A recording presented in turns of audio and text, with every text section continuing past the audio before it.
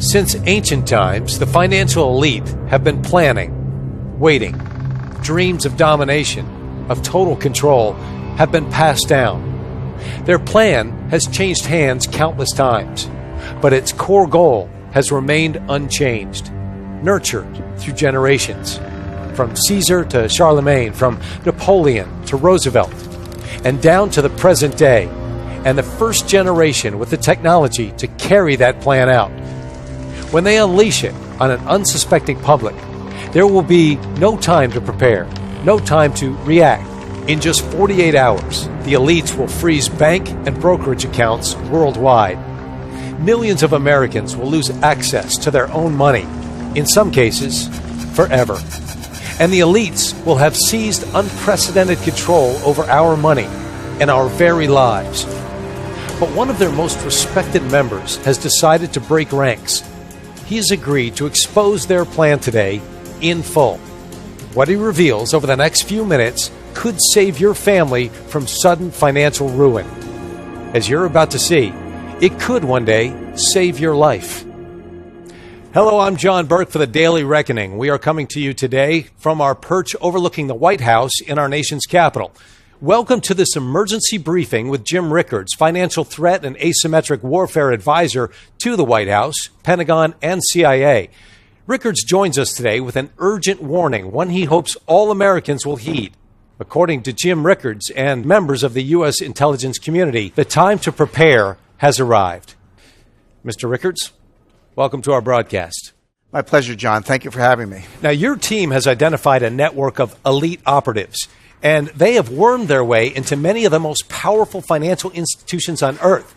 This list includes the International Monetary Fund, the Bank of International Settlements, the World Bank, the United Nations, and every central bank in the G20, including our own Federal Reserve. When the signal sounds, you predict that this network will pull the plug on the global financial system. Now, that will cause every bank, brokerage, and business to go dark in a massive coordinated attack. Their latest hit list, if you will, includes some 5,967 banks, such as Wells Fargo, Citigroup, and J.P. Morgan Chase. But they won't stop at the banks. These elite operatives will move to take control of approximately 3,800 asset managers as well. Now, Jim, you expect to see them seize control of BlackRock for nearly $5 trillion, Fidelity for $2 trillion, Vanguard for $3 trillion, and UBS and State Street for a combined $5 trillion or so. And when the freeze comes, citizens nationwide will lose access to their money almost instantly. No cash will be allowed to enter or exit the system without the network's approval. And Donald Trump's presidency will not likely survive the chaos about to ensue. But before we get to the details about this, I want to remind our viewers of your background, Jim. In the 1970s, you helped the White House to craft the petrodollar accord. Your actions helped to save the U.S. dollar and the oil embargo and sidestep war in the Middle East. In 1981, you helped the Reagan administration negotiate an end to the Iran hostage crisis, saving 53 American lives. In the 1990s, you helped the Fed wind down long-term capital management, averting a collapse of the global financial system. After 9/11, the CIA recruited you to assist on a counterterrorism project called Project Prophecy. You created a system to detect terrorist attacks before they happen by decoding complex financial signals. In 2006, Prophecy detected a looming terrorist attack in London. Officials were able to intercept the attackers, saving countless lives. That same year, you began warning our intelligence officials in Washington of a looming financial crisis. In September 2006, the CIA circulated your warning among its senior staff. Your full thesis appeared in the CIA's official journal, Studies in Intelligence. That material remains classified. However, on August 24, 2007, you shared the same warning with officials from the U.S. Treasury Department. You even supplied Treasury with a plan for averting the crisis called Proposal to Obtain and Manage Information in Response to Capital Markets Crisis. Unfortunately, Washington failed to act on your warnings in time. The result was the worst financial crisis since the Great Depression. Now, Jim, you say we're about to experience a radically new kind of crisis. one that will freeze the financial system, leading to global chaos. In your new book, The Road to Ruin, you write, the next financial crisis will not be merely a bigger version of the 1998 and 2008 crises. It will be qualitatively different. It will encompass multiple asset classes on a global scale. It will exhibit inflation not seen since the 1970s, insolvency not seen since the 1930s, and exchange shutdowns not seen since 1914. State power will be summoned to contain panic. Capitalism will be discredited once and for all. Not only will the coming crisis destroy more investor wealth than 2008, not only will it last much longer than the Great Depression, this crisis will be historic for another reason. And I'm talking about this network of elites using the crises for cover. At the appointed hour, they'll launch their attacks, and the financial system will go dark worldwide. Trillions will vanish instantly, and in many cases, permanently. And hundreds of millions of Americans will be cut off from their own money for months or even years. Now, this sounds like the biggest confiscation of wealth in history. There's no doubt. So, Jim, let me ask, could you please share with our viewers where this threat is coming from and how to prepare? Let's start with some background and context, because I know this must sound hard for some viewers to believe. I was having dinner with a friend not long ago in New York City. We met at a place called Oriole, which is in Midtown. My dinner companion that night was a senior advisor to BlackRock. As you may know, BlackRock is now the largest asset manager on the planet. It directly manages $5 trillion in assets, and it oversees another $11 trillion through its L.A.M.P platform. That means one firm controls more money than the GDPs of China, Russia, and Japan combined. Anyway, my dinner companion happens to work directly for BlackRock's CEO. As we nursed our white wine and the evening wore on, she let something slip. If I remember her words, she said something like, "They want to tell us we can't sell." What was she talking about? Who was she talking about? I placed a few calls, first to my contacts in Washington, then to a few people on Wall Street. Soon I was on a plane for a series of meetings to London, to Geneva, back to New York, then down to South America. As I began connecting the dots, a pattern emerged. It revealed a network of more than 189 individuals positioned inside the world's major financial institutions. Some of them hold senior positions inside the IMF, World Bank, and every central bank in the G20, including our own Federal Reserve. These elites share one vision, and they're about to make it a reality. That vision is one world order, one world taxation, and one world money. They've worked for years behind the scenes preparing to realize that vision. They've literally rigged the laws of international finance. Everything is basically in place right now, and there's essentially no way to stop this from happening. When the crisis hits, they'll flip the switch, freezing the global financial system. That will give them time to reset the world economy according to their vision. As the coming crisis unfolds, President Trump will be powerless to stop it. In fact, trying to stop them would probably weaken the president's power altogether. That is amazing, Jim, really. So what did these elites want from your contact at BlackRock? Basically, they want to classify BlackRock as too big to fail. The technical term is Systemically Important Financial Institution, or SIFI. That designation normally applies to banks, such as Bank of America. If your bank gets the SIFI label, it means the government will bail you out first in a crisis. But it also means you must turn over control of your bank until the crisis subsides. In this case, they're trying to reclassify BlackRock, an asset manager, as too big to fail. If they succeed, they'll be able to freeze BlackRock when the crisis hits. BlackRock clients won't be able to sell. They won't be able to buy either. Their accounts will go dark indefinitely. And the elite operatives will take control of BlackRock's assets remotely via the internet. But our research shows that their ICE 9 plan goes much, much deeper than that. Now, you refer to their plan as ICE 9. You just said that. What does that mean? It's a reference to the Kurt Vonnegut novel, Cat's Cradle. In the book, a mad scientist creates a new form of water molecule called ICE 9. When it comes in contact with other water molecules, it freezes them at room temperature. One drop of ICE 9 can freeze the whole ocean. And that's what these elite operatives are about to do to the world economy. Now, can you share with our viewers exactly who these operatives are and what their ultimate goal might be? Like I said, John, more than 189 elite agents have slowly wormed their way into leadership positions across the board. They now sit at or near the head of the IMF, the World Bank, and even our own Federal Reserve. They also control much of what happens at the central banks of China, Russia, India, Brazil, Canada, and Europe. As you know, these institutions form a kind of global superstructure.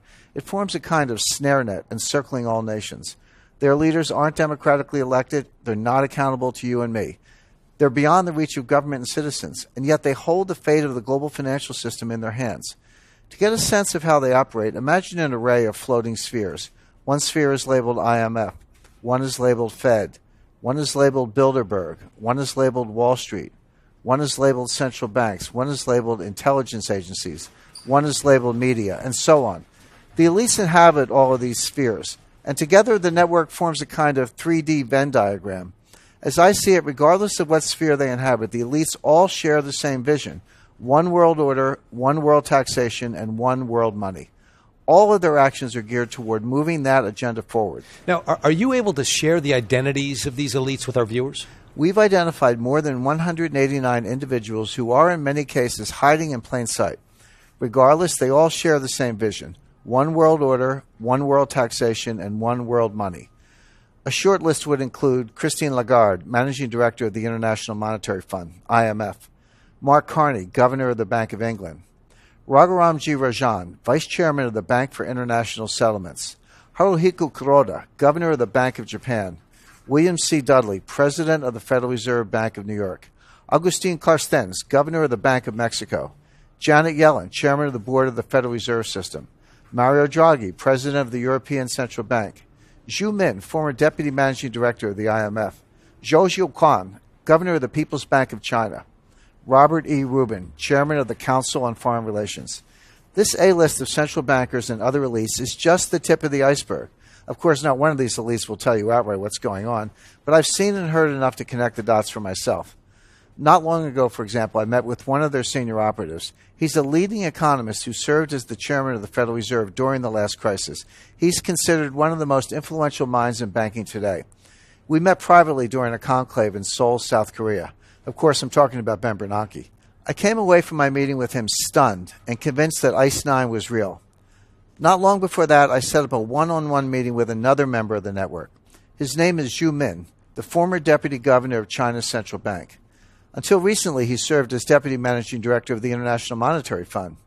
Zhu is a brilliant guy, like Bernanke, and he's pleasant and well-meaning. There's no doubt in my mind that he's also a member of the elite network preparing to impose ICE 9 on millions of Americans. But I wasn't done with my research. I have since met with dozens of senior officials, intelligence analysts, and former Wall Street colleagues. My quest led to a final meeting, a face-to-face summit with the head of Bilderberg. We met at Rockefeller Center in Manhattan, and he was very eager to get my take on the euro as a currency. I was happy to provide it, of course, in exchange for some valuable intelligence. As I say in my new book, he did not have horns. In fact, he gave me a nice gift when we parted ways, a blue Swedish vase. I keep it in my writing studio at my home in Connecticut. But my point is, I came away from all three meetings convinced of one thing. When the next crisis hits, the elites are planning to freeze the financial system, and they'll replace it with a new system, one not based on the U.S. dollar. When that happens, we'll wake up to a very strange and disturbing new reality. And for our viewers that are watching today, what might their reality look like that morning? How does this manifest? First, they'll have gone to bed knowing that a massive financial crisis was underway. But when they wake up, they'll find it has worsened and the contagion has spread worldwide. When they go to withdraw money, their ATM will say, closed temporarily. When they go to sell stocks, their account will say, transaction not available.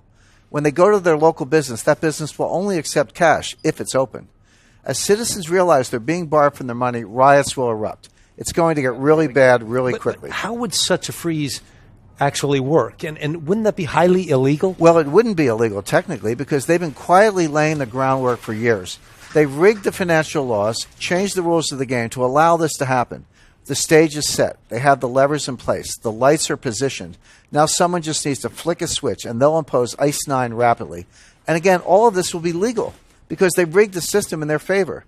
Here in the U.S., for example, Congress pushed through something called the International Emergency Economic Powers Act, or IEPA. This allows the government to freeze accounts, assets, even whole institutions at will. The only condition is that there's some threat to national security with a foreign connection. Of course, with a global market, every financial crisis has a foreign connection. Any systemic crisis fits the bill. And the thing is, when the next crisis hits, it's going to be so bad, President Trump won't have any choice but to go along with the elite's plan. Wow. That is, you have to admit, that sounds somewhat hard to believe. Now, how could these operatives actually freeze a whole country's financial system? Well, fortunately, we have some recent real-life examples to study. The elites have been conducting a series of dry runs for years, leading up to ICE 9. Look at Cyprus, for example. A few years ago, the Cypriot economy was in trouble, especially the banks.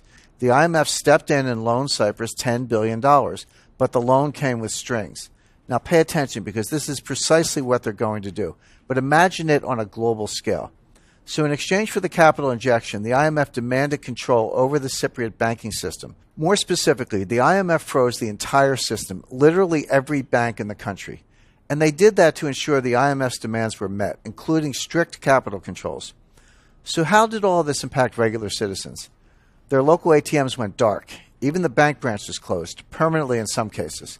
Citizens could not withdraw cash. They couldn't even transfer funds from one account to the other. What came next? Wealth extraction on a grand scale. The IMF basically stole 6 to 10% of all the cash in the Cypriot bank accounts. How did the elites justify this? They called it a levy, the price regular citizens had to pay for their government's missteps. Keep in mind, these asset confiscations were done at the balance sheet level with the institutions themselves. They never had to confiscate individual accounts. They froze every account by controlling a handful of the country's biggest banks. When the next crisis hits, we're going to see this here in the U.S. and around the world.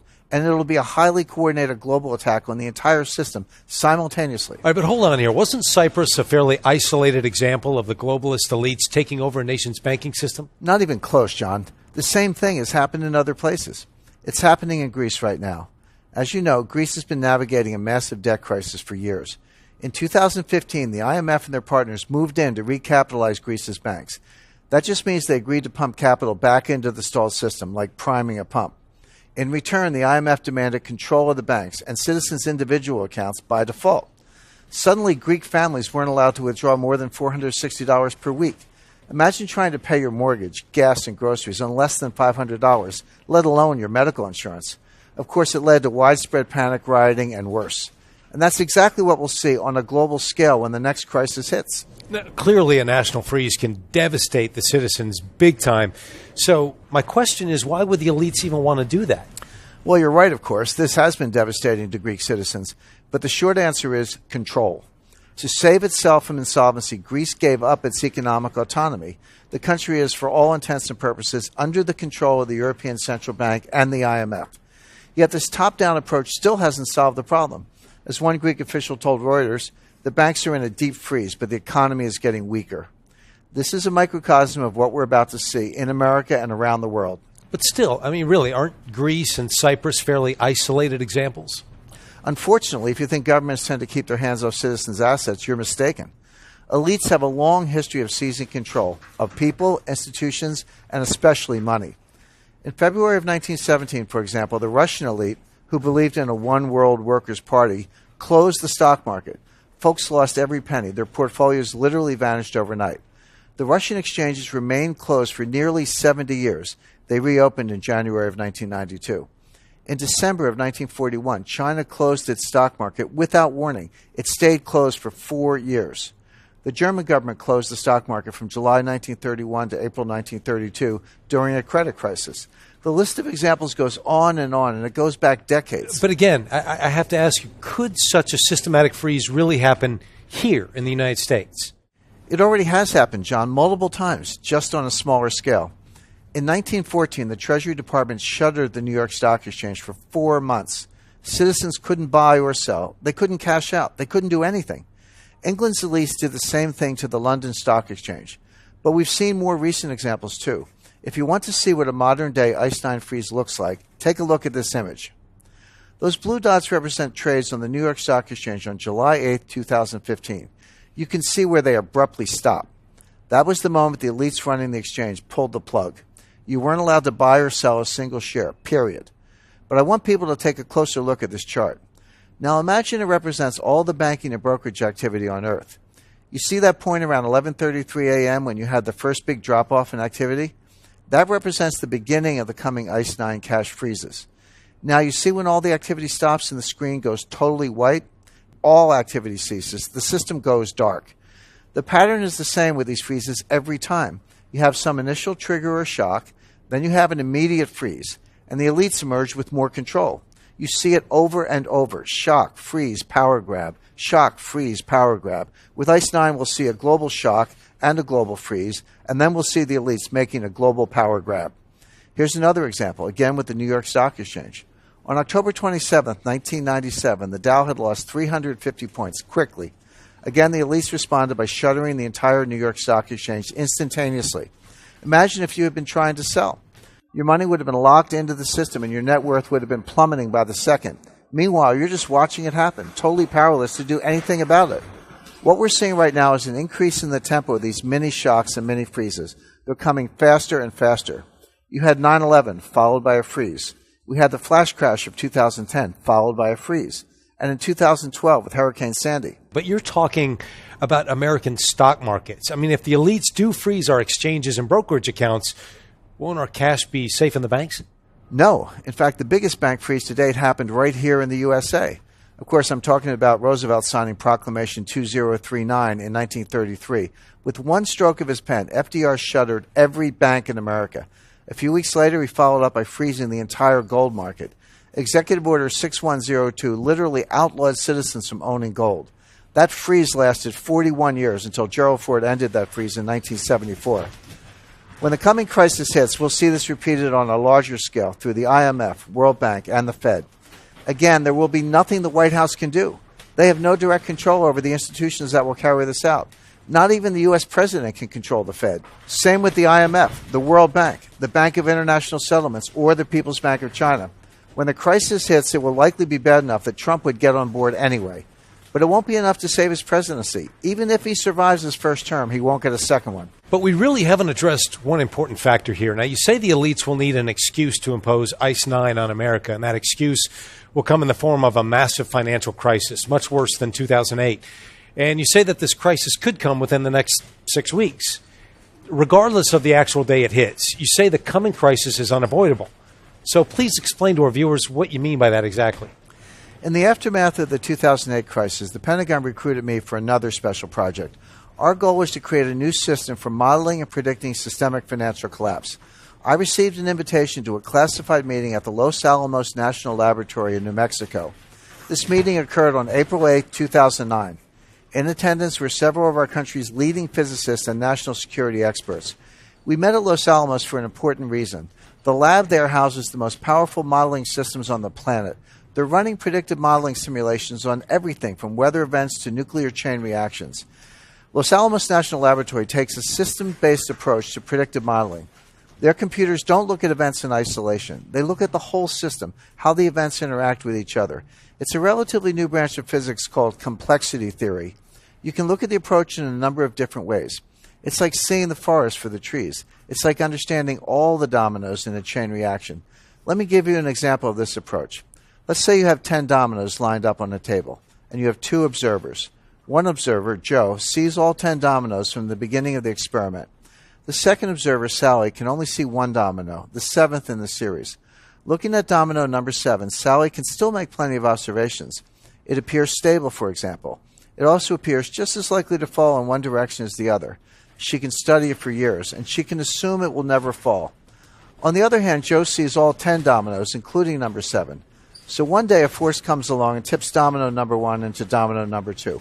At that moment, Joe can tell you with near 100% certainty that domino 7 is about to fall. Sally, on the other hand, continues along blissfully unaware, yet with total expertise when it comes to domino number 7. She just can't see how it fits into the system of dominoes, and she can't see the inevitable event coming. When domino 7 falls, Sally is caught almost completely unaware. Well, in essence, Sally represents the mainstream economists and media pundits. Joe represents the approach we developed at Los Alamos National Laboratory. And I've since refined that approach into an advanced threat detection system called Los Alamos Multi-Factor Projection, or L.A.M.P, LAMP. LAMP uses advanced computer assisted modeling and systems-based analysis to shine a light on systemic risk. And it can show us for the first time all the dominoes at play in the world financial system. You can look at our economy like a very long series of dominoes. Some run north-south, some run east-west, but they all interconnect at some point. Together, they form a complex system. Our Los Alamos multi-factor model was designed to analyze that system. So what are we seeing from our analysis? In complexity terms, our system has entered into a critical state. The dominoes have begun to fall, and the next crisis is now inevitable. And when that crisis hits, the elites will impose ICE 9, freezing the world financial system. You've shown us how they've rigged the system in their favor. And when the coming crisis hits, they'll simply flip a series of switches, freezing the whole system very rapidly. And your system indicates that the dominoes have already begun to fall. So can you share with us some of what those dominoes might be? The first domino shock hit on October 15th in 2014. Between 9:33 and 9:45 a.m., liquidity pretty much disappeared in the Treasury market, and that's the most liquid market in the world. Inside of about 6 minutes, yields tanked 16 basis points from 2.02% to 1.86%. Over the next 6 minutes, yields jumped back up to 1.99% before ending the day around 2.14%.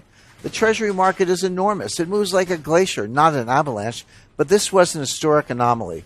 As JP Morgan CEO Jamie Dimon said, Treasury securities move 40 basis points, statistically 7 to 8 standard deviations, an unprecedented move, an event that is supposed to happen only once in every 3 billion years or so. This was no random event. This was a domino. This was exactly what you'd expect to see when a complex system goes critical. Let's take a look at domino shock number 2 now. For years, investors were loading up on Swiss francs as a safer alternative to the euro. The demand drove the franc higher.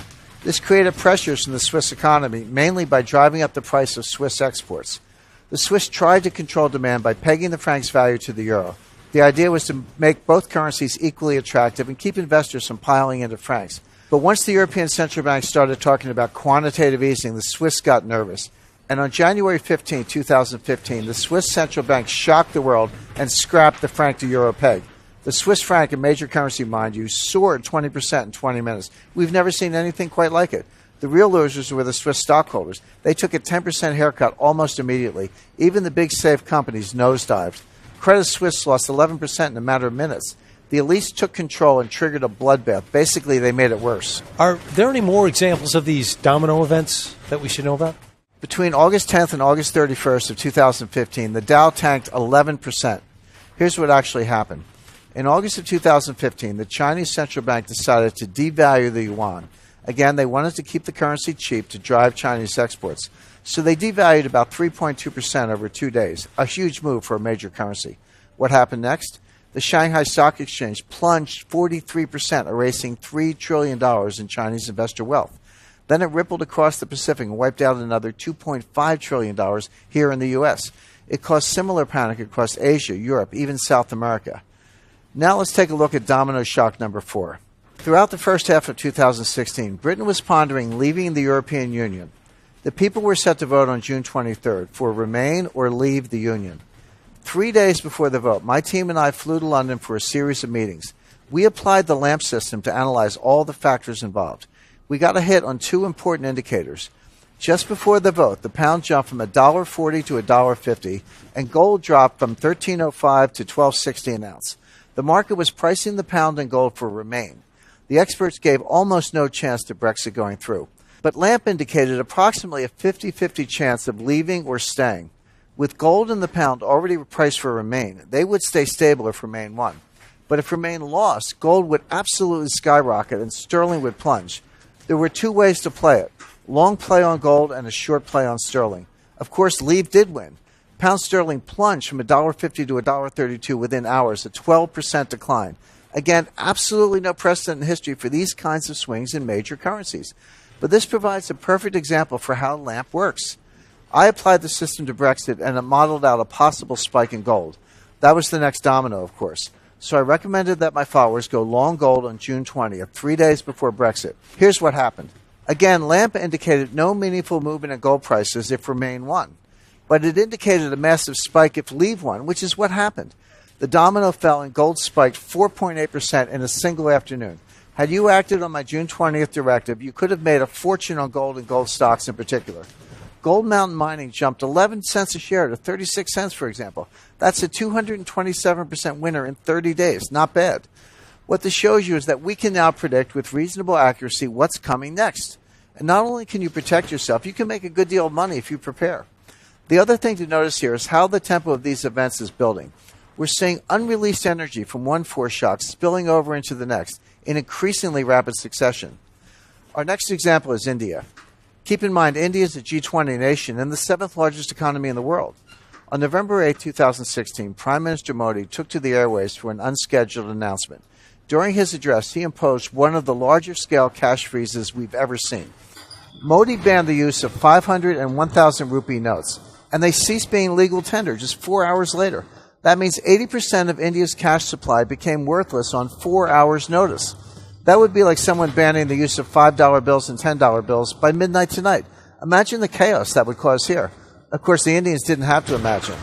If I could read this quote from the BBC, the 500 and 1,000 rupee notes in every man and woman's pocket were suddenly redundant. People started flocking to banks and ATMs to withdraw cash or exchange the old notes. The queues are long and people are short of cash. Even buying daily essentials like milk and bread has become difficult. Police have had to be called in at some banks and ATMs to calm tempers. The government's publicly stated aim was to end corruption. That's what they always say. The real aim was wealth extraction and total taxation. Until the cash freeze, some 90% of India's economy ran on cash and private peer-to-peer transactions. The government couldn't get its cut of those transactions. Going forward, that won't be the case. So again, forget what they're saying on TV. This is really about control and wealth extraction. Of course, the local currency, the rupee, dropped through the floor when this news hit. And that's what we're about to see on a global scale with ICE 9. We're just waiting for the next domino to fall. All right, wait. How about the Federal Reserve? I mean, won't it be able to step in with more money printing to stabilize the system? Isn't that what we saw with the 2008 crisis? The people who run the Fed are true believers in the vision. One world order, one world taxation, one world money. They've done their part to undermine the dollar, printing up $4.2 trillion in funding money, and all of it remains on the balance sheet. This is what pressure looks like in a complex system. Now, could the Fed print even more dollars? Could it increase its balance sheet to $10 trillion, $20 trillion? Who knows? What we do know is the coming crisis will involve a catastrophic liquidity shortage. There won't be enough capital in the system to keep the world economy going. But the Fed won't be in a position to print more dollars like they did the last time. That will leave the task of refloating the system to their fellow elites at the IMF. The IMF will take over and reset the monetary system, but not with dollars. This is how eras end. This is how empires and presidencies end. Look, I'm sure some of our viewers are overwhelmed right now, so can you please summarize everything we've covered up to this point so folks can start preparing? Our L.A.M.P model shows the coming crisis unfolding in 5 stages. First, you have the initial domino event. Second, the dominoes will go from falling in an orderly way to a series of collapses. The markets will drop an estimated 60 to 70%. Gold will spike to $5,000 an ounce or higher. Treasury yields will go deep into negative territory. And that's when the elites will freeze the global financial system from the top down. Within 48 hours, you'll lose access to your money, period. In some cases, access will terminate permanently. When the elites refloat the system, they won't do it with U.S. dollars. They'll do it with new world currency. I'm talking about the official currency of the IMF, special drawing rights. For our viewers who aren't familiar, what exactly are special drawing rights? So the IMF has invented something called special drawing rights, or SDRs. From inception, the IMF intended for SDRs to replace the dollar as the new reserve currency. They've been planning for this event for many years, patiently waiting. When the next crisis hits, we'll see SDRs taking center stage and replacing the dollar for major transactions between banks, businesses, and billionaires. The IMF has already started issuing SDR-denominated bonds through the World Bank. And when the next crisis hits, they'll refloat the world financial system in exactly this way, by issuing mountains of SDRs to governments and international institutions worldwide. The dollar will get left out of the new equation, and Americans will wake up to a new post-dollar reality just 48 hours later. Here's the final twist. They won't be issuing any of these SDRs to individual Americans. We'll be left with dollars, which will become like our version of the Mexican peso. Why are the elites so anxious to bring about one world money? I mean, what's the end game? The end game is control and wealth extraction.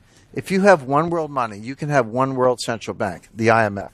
Once you have one world money and one world order, all overseen by the elites, they can begin wealth extraction on a grand scale. I'm not just talking about taxation, although a world taxation plan is in the works for after ICE 9. I'm talking about all kinds of confiscation of assets.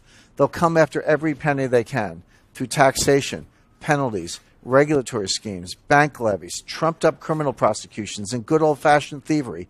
In the end, we'll see the rise of neo-fascism around the world, along with a massive redistribution of wealth. The elites will come out the big winners. Everyone else, including the middle class, will come out devastated. You write in your new book, The Road to Ruin, once capital is frozen, capitalism itself is gone. Are you saying that the coming crisis will lead to the death of capitalism itself? Yes, I'm saying that we won't recover from the next crisis. We're about to go through a one-way door. There is no turning back. This won't be about fixing the capitalist system. It will be about replacing it. All we're waiting for now is the big domino. That's an incredible warning, Jim, and one we here at the Daily Reckoning hope that viewers will heed. In fact, we're taking it a step further. We've partnered with Jim Rickards to produce an exclusive edition of his new book. It's called The Road to Ruin, The Global Elite's Secret Plan for the Next Financial Crisis.